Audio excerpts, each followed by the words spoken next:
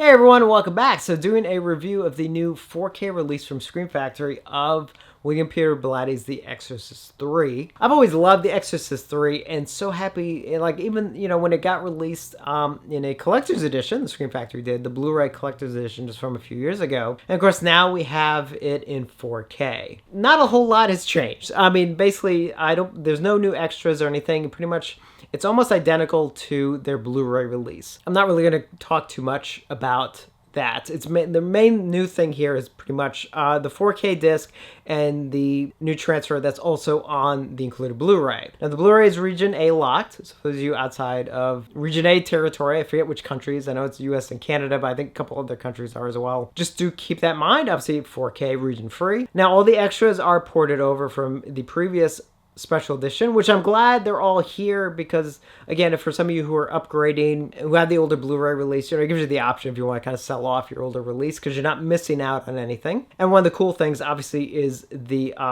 alternate cut that is included in both of these editions. Now, obviously, the alternate cut is not in 4K because all of the alternate takes are coming from a video cassette because that's the only thing that exists. I think sadly a lot of the film elements for those extra scenes were probably destroyed many, many years ago. Something that sadly was done at the time. For any footage that wasn't used for film, most of the time that excess footage was pretty much destroyed. So at least we do have some sort of representation of it. Now, so the 4K on here is of the theatrical version. And I'm just kind of show you the slipcase real quick. Very, very simple. It's got the original one-sheet artwork, which I'm very happy to see. And obviously there's the side with the title. And then finally, there's the back with all of the details. And the inside is the same. There's no reverse cover or anything. So the original Blu-ray release had a new transfer at the time. It was a 2K transfer, I believe from the Interpositive, if I remember correctly.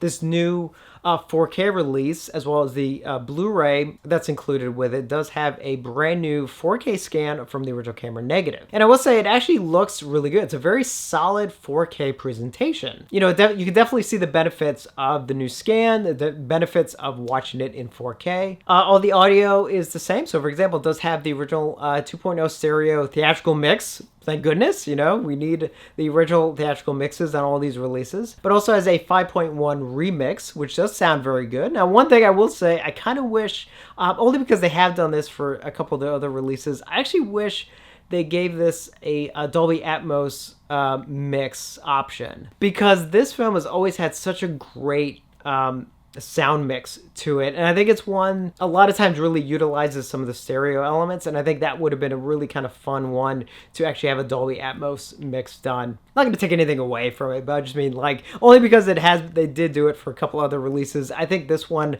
definitely would have benefited from a Dolby Atmos option. Not replacing the other two that are there, don't get me wrong. I just mean as an additional option. So kind of sad it's not, but that's okay because what's here is really good. Now something I do want to mention real quick is I did notice a little bit, very, very minor, but I do want to mention it. I did notice some clipping in the highlights. There was only a couple of minor moments where that happened. But it's kind of funny because I'm a little bit sensitive to it because, having worked in video and everything for so many years, where you're trying to avoid any type of clipping while you're filming and stuff. So I think it always kind of sticks out to me. In this case, I think I can only think of 3 releases that have had some clipping issues. Obviously the Friday the 13th one from last year, which was the worst one in my opinion. A little bit in the Texas Chainsaw Massacre one, the recent Dark Sky release, and now here, and again, very, very minor. It's only there were a couple lights where I could see it happening, but very, very actually, because a lot of the shots that are outside, with the sky and everything, look great. So I don't know why it was happening there. It's definitely something I feel like I should do a separate video on that because it's not a problem because honestly, 98% of the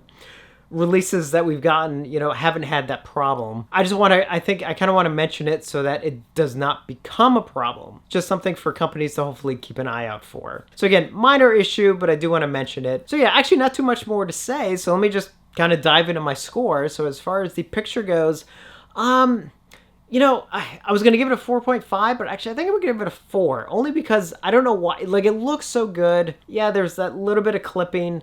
my gut kind of told me I kind of feel like this could look just a little bit extra, a little bit better. I mean, I could be wrong. I mean, maybe this is about as good as the film can ever look. So I could be wrong about that. And honestly, I may rewatch it again and just be like, actually it looks great. So it's going to go between a 4 and a 4.5, but my gut kind of tells me just stick with a 4 for now. So I'm going to stick with the 4. Audio, easily a 4.5. If it had the Dolby Atmos option, I probably would have given it a full 5. But what's here sounds so good. Extras are easily a 4.5, especially with that alternate cut that luckily is still on this release. And again, it has carried over all the previous extras, which were all great to begin with. So overall, a nice, solid release. So yeah, I think probably a 4.5 is an overall score. You know, and it's definitely one I'm happy to have in 4K as a huge fan of this film. And this is definitely one that the moment it was announced, like I got my pre-order in like immediately. Like I didn't want to miss out on it at all. I know I'm kind of hurrying this one through a little quicker because there's not really too much to say about it. So if you have any questions, definitely let me know. If you've gotten it, let me know your thoughts. And as always, thank you for watching, and I will see you on the next one.